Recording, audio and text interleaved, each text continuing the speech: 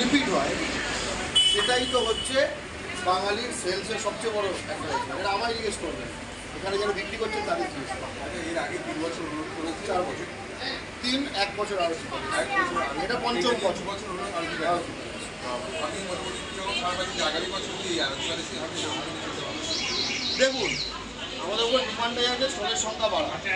আউটি palace যেহেতু মাঠ নয়, ক্লোজড, আমাদের দুটোই উপায় আছে, স্টলের সাইজ ছোটো করা, স্টলের সংখ্যা বাড়ানো, অথবা আমাদের ওপরের ফ্লোরটা নিয়ে নেওয়া। এবার আমরা ভাবনা চিন্তা করবো আমরা ওপরের ফ্লোরটা নিয়ে ব্যাপারটাকে বাড়াবো, নাকি আমরা আরেকটা কোনো জায়গায় শিফট করব।